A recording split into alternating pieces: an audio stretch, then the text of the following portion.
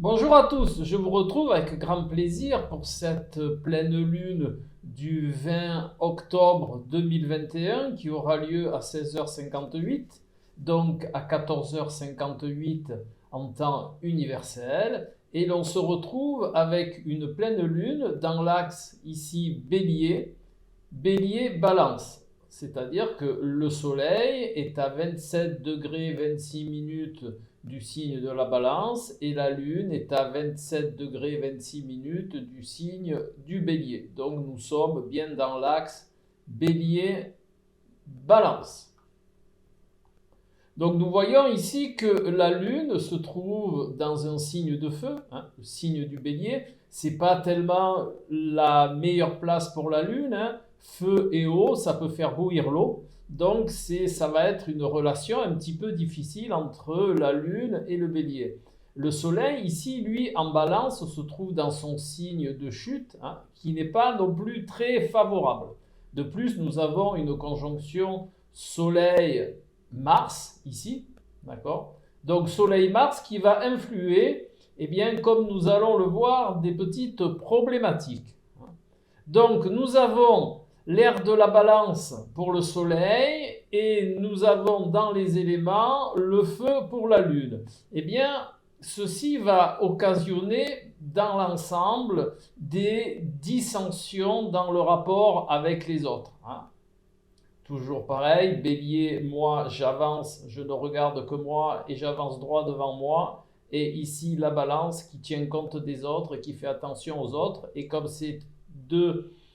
c'est un axe, donc la Balance et le Bélier sont deux signes opposés.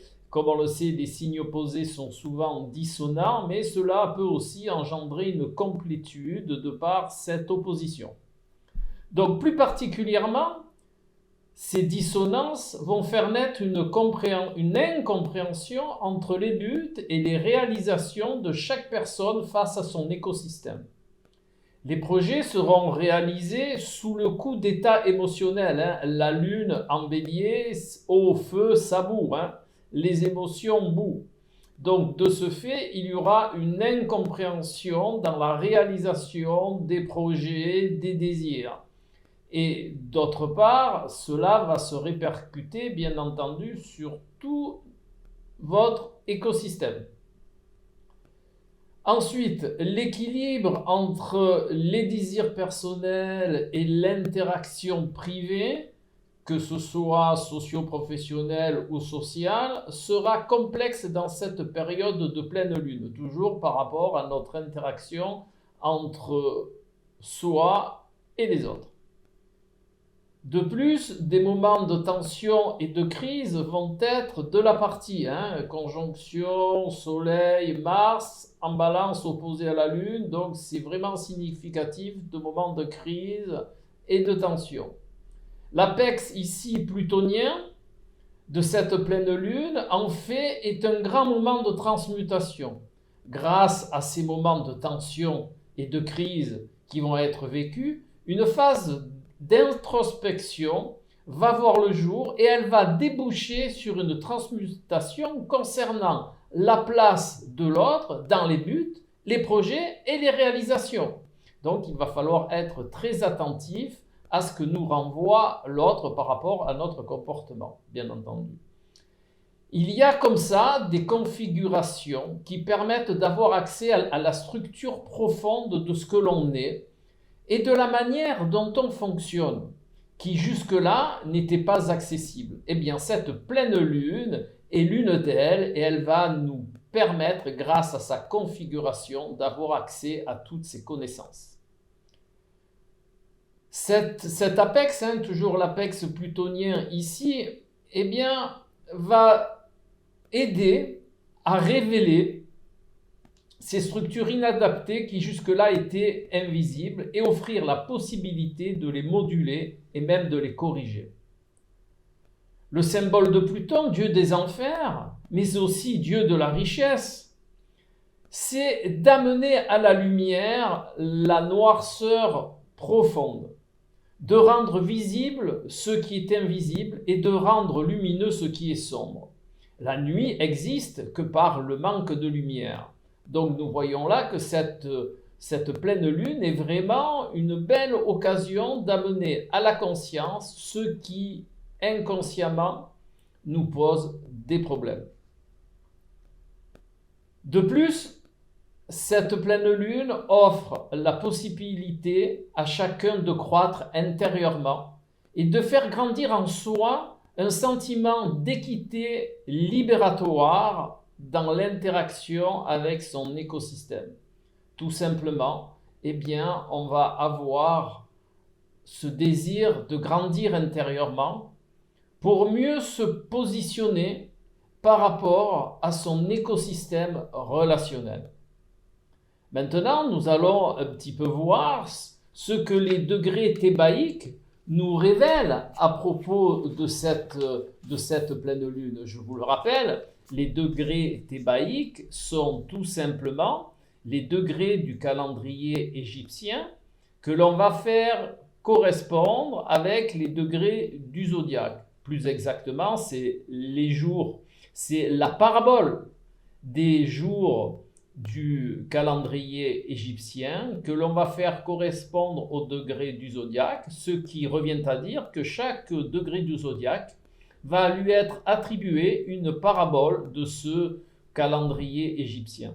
J'ai remarqué au fil des années que corréler ces paraboles à ces degrés du zodiaque était souvent pertinent.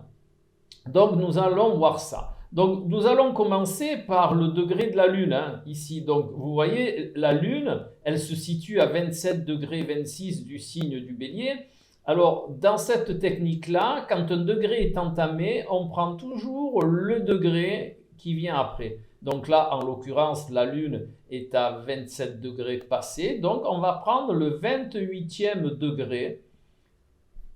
On va prendre la parabole du 28e jour du calendrier thébaïque que l'on va faire corréler au 28e degré du signe du bélier. Donc cette parabole, eh bien, c'est une femme debout, richement vêtue. Le fait que ce soit déjà une femme indique la réceptivité et l'émotionnel. Sa position debout informe sur une personne qui est équilibrée et affirmée. Si on n'est pas équilibré, on ne tient pas debout. Voilà. Donc il y a cette notion d'émotionnel, d'équilibre, et le symbole, quand la parabole dit une femme richement vêtue, eh bien le symbole de richement vêtue montre sa richesse intérieure. C'est un moyen qu'avaient les Égyptiens dans leur parabole pour montrer la richesse intérieure que l'on ne peut pas voir sur une parabole. Eh bien, ils habillaient les personnages de manière riche, c'est-à-dire de belle manière. Donc nous avons là quelque part l'équilibre, l'émotionnel et la richesse intérieure, ce qui a été le cas dans l'interprétation de la pleine lune. Maintenant, voyons un petit peu le degré du soleil. Le degré du soleil, pareil, puisque c'est une opposition, il est forcément à 27 degrés 26 de son signe, qui est là en l'occurrence le signe de la balance. Eh bien, nous allons prendre le 28e degré, nous allons prendre la parabole du 28e degré du signe de la balance. Donc ce degré-là, c'est un homme piochant la terre. Parabole intéressante. Quand on sait que la pioche est un outil qui sert à creuser par des coups répétés, c'est vraiment, il y a là aussi une notion d'endurance. Quand on creuse à la pioche, eh bien, ce sont des coups répétés pendant une longue période. Vous me direz, tout dépend du trou. Voilà. Eh bien, il y a cette notion de creuser. Je creuse la terre, donc je creuse pour aller vers l'intérieur de la terre, vers l'intérieur de la matière. Donc on pourrait l'assimiler de creuser en nous-mêmes pour aller dans notre intérieur profond. De plus, la pioche sert souvent à creuser les fondations de quelque chose que l'on va construire. Eh bien, vous voyez là, on est vraiment dans cette notion de la pleine lune, d'aller voir en soi, de manière à quelque part amener à la lumière, de façon à établir des fondations de notre intérieur profond de meilleure qualité. On pourrait aussi faire une petite conclusion de cette pleine lune sur ces paraboles des degrés thébaïques, la conclusion pourrait être que émotion, équilibre, introspection, il y a un homme et une femme, donc le côté relationnel. Donc, cette conclusion nous propose d'œuvrer sur notre émotionnel, sur notre équilibre émotionnel par l'introspection et bien entendu un homme, une femme par rapport à l'autre, par rapport au domaine relationnel et par rapport à ce phénomène d'interaction avec notre écosystème. Ces paraboles, vu que c'est très pertinent, vu que pour la Lune, il y a le symbole de la femme, pour le Soleil, il y a le symbole de l'homme, cela augurerait aussi de nous proposer d'œuvrer sur notre masculin sacré et notre féminin sacré, sur nos atouts masculins, sur nos atouts féminins, et de voir un petit peu les personnes avec qui l'on est en interaction autour de nous, peut-être de mieux rééquilibrer nos atouts pour avoir une meilleure qualité relationnelle avec les gens qui font partie de notre écosystème. Voilà. Maintenant, comme toutes les fois, nous allons voir aussi la vision tarologique de cette pleine lune. Alors, si l'on fait la réduction théosophique de la date de la pleine lune, qui est le 20-10-21, 2021, eh bien, on arrive au 8. Le 8 qui est l'arcane de la justice. Donc, si vous voulez, on va le faire ensemble. 2 plus 1, ça fait 3. 3 plus 2, ça fait 5. 5 et 2, 7 et 1, 8. Donc, c'est bien l'arcane de la justice. Donc, quand on regarde cet arcane de la justice, on voit quoi? On voit un personnage bien assis face à nous, dans une main une épée et dans l'autre main une balance. Une balance à plateau, je précise, et vous allez voir l'importance de cette balance à plateau, puisque cette sorte de balance nous indique un équilibre oscillatoire, c'est-à-dire un équilibre qui n'est pas stable. Entendons-nous bien, contrairement au pèse-personne, par exemple, qui va déterminer un poids, vous montez dessus, il va déterminer le poids et le stable, et bien là, c'est un équilibre oscillatoire que l'on pourrait comparer aussi à l'équilibre du funambule ou alors au cycliste sur son vélo. Vous savez que pour faire du vélo, l'équilibre est obtenu par le fait d'appuyer un coup à droite et puis un coup à gauche et ainsi de suite, ce qui nous fait tenir en équilibre. Et pour le funambule, c'est pareil, il a cette grande perche dans les mains, quand elle va un peu à droite, eh bien, il va faire aussi à gauche et ainsi de suite, ce qui lui permet d'être en équilibre. Mais revenons à notre arcane de la justice. Donc l'épée dans la carte de la justice augure le pouvoir. J'ai le pouvoir de décider, j'ai le pouvoir de trancher. D'ailleurs, trancher, ça vient du latin decidere qui veut dire couper, trancher. Eh bien, la balance, comme je vous l'expliquais, la balance est cette notion d'équilibre des deux plateaux. Donc, deux plateaux, ça veut dire l'équilibre entre deux perceptions des choses, mais aussi l'équilibre entre soi et l'autre, les deux plateaux. Donc, les plateaux de la balance peuvent augurer aussi des dualités qu'il va falloir rééquilibrer à partir du moment où la dualité disparaît, à partir du moment où les deux plateaux de la balance sont dans un équilibre oscillatoire. Pourquoi je précise autant sur l'équilibre oscillatoire? Eh bien, parce qu'un équilibre oscillatoire est un équilibre qui est tout le temps remis en question. Et si vous regardez bien, l'être humain, quand il marche, eh bien, il est toujours en déséquilibre. C'est le fait de mettre un pied devant l'autre qui lui donne un sentiment d'équilibre. C'est pour ça que la marche est possible.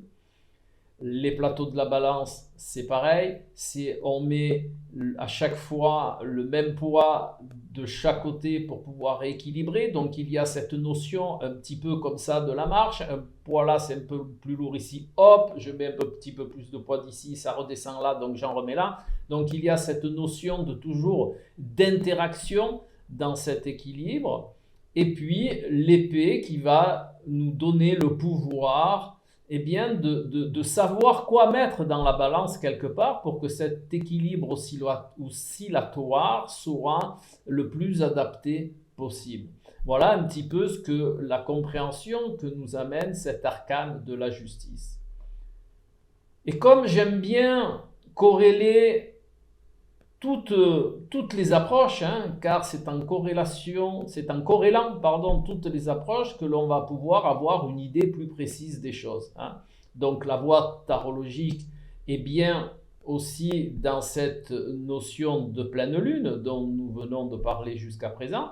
Maintenant, nous allons voir la voie numérologique de la pleine lune. Eh bien, là, c'est pareil, on va faire une réduction théosophique de la date de la pleine lune, et comme on a trouvé le 8 qui nous a indiqué la justice dans la voie tarologique, eh bien tout justement le nombre de cette pleine lune eh bien, va être aussi le 8.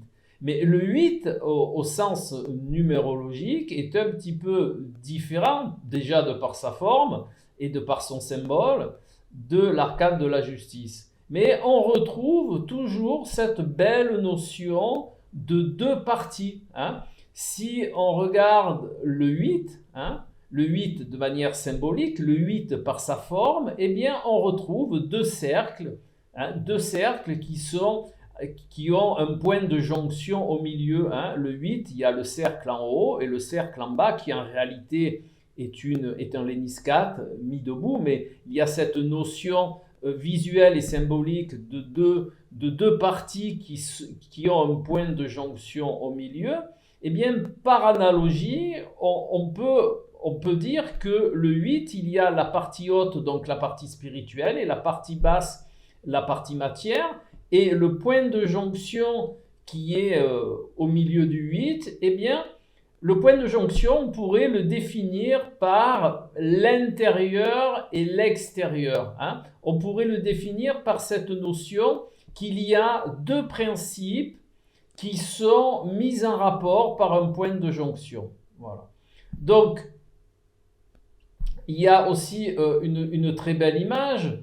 Le rond d'en haut, on pourrait dire, puisque je reviens à ce symbole intérieur-extérieur, le point d'en haut, on pourrait dire que c'est l'extérieur, le point d'en bas, on pourrait dire que c'est l'intérieur, bien sûr tout cela est symbolique, et le point de jonction serait notre perception de ces deux principes intérieur-extérieur.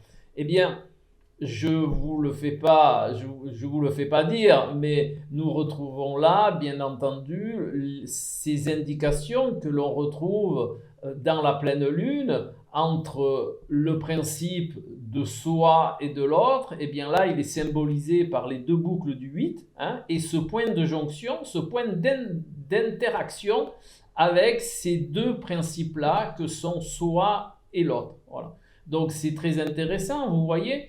À chaque fois, on retrouve de manière différente et avec des informations différentes, des symboles différents, mais on retrouve la même quintessence.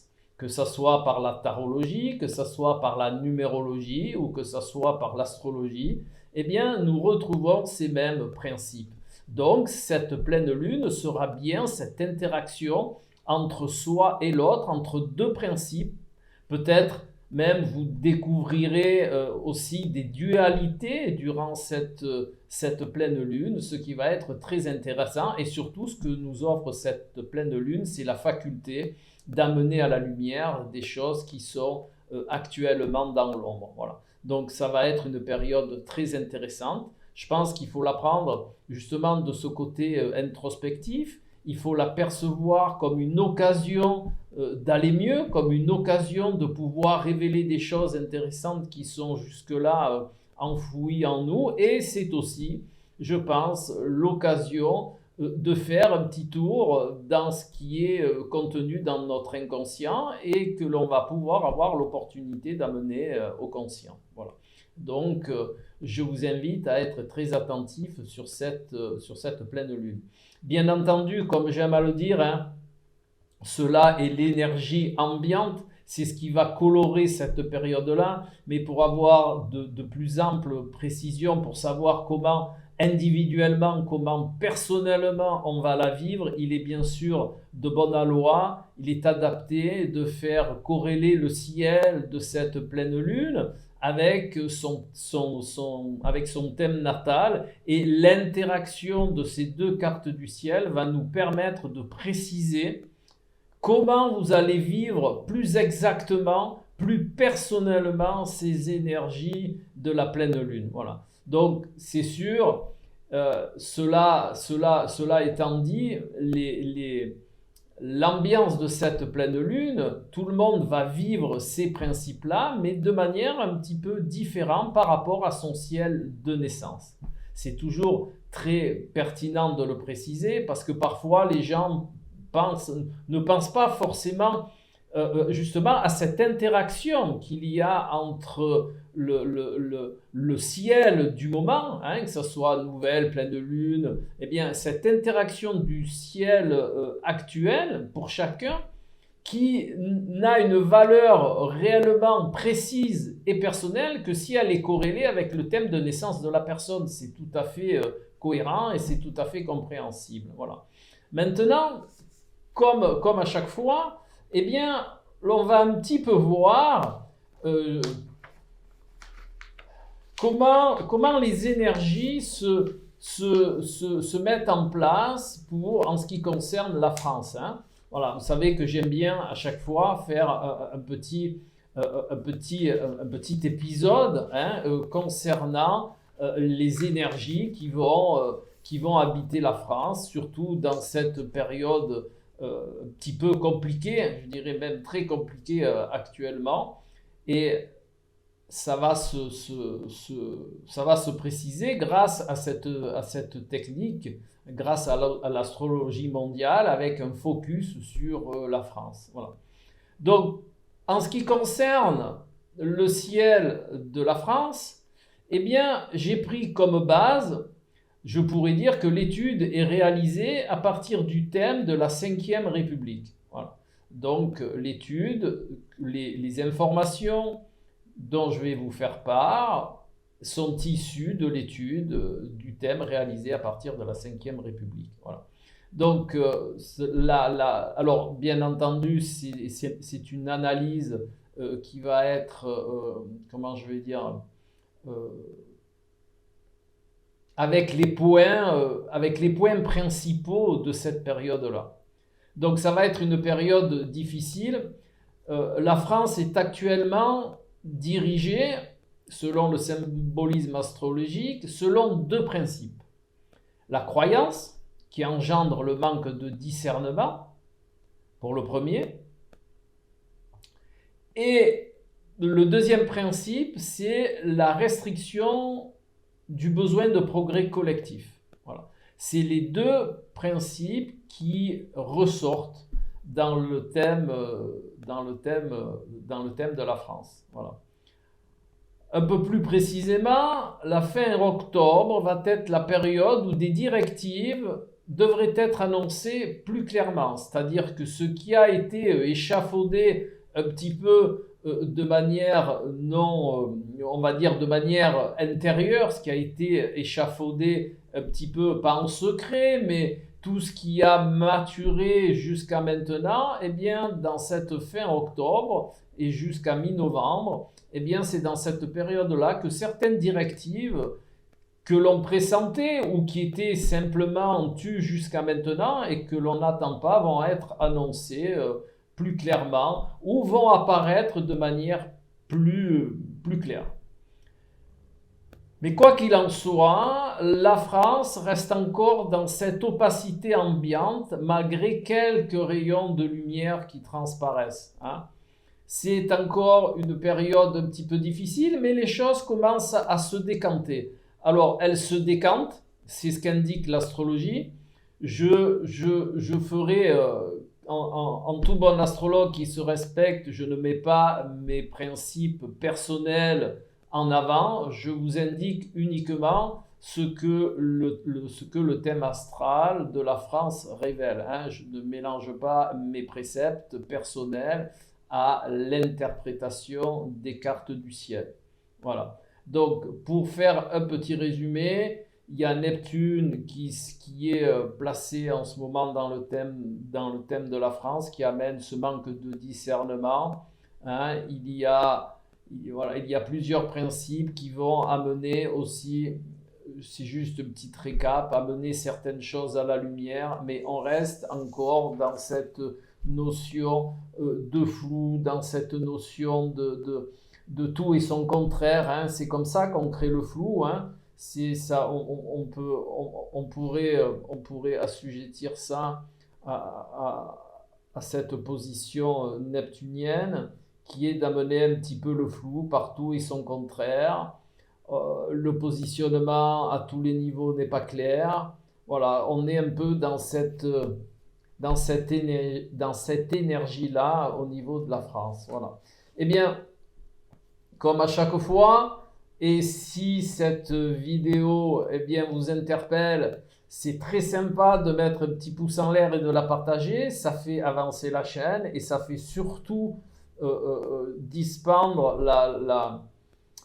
les informations qui peuvent être utiles à tout le monde. Si ça vous plaît vraiment, eh bien, un petit pouce bleu, ça aide la chaîne aussi et c'est sympa et ça me fait plaisir. Voilà, ça c'est ma perception personnelle. Sinon, je vous dis à tout bientôt, astrologiquement votre Alain.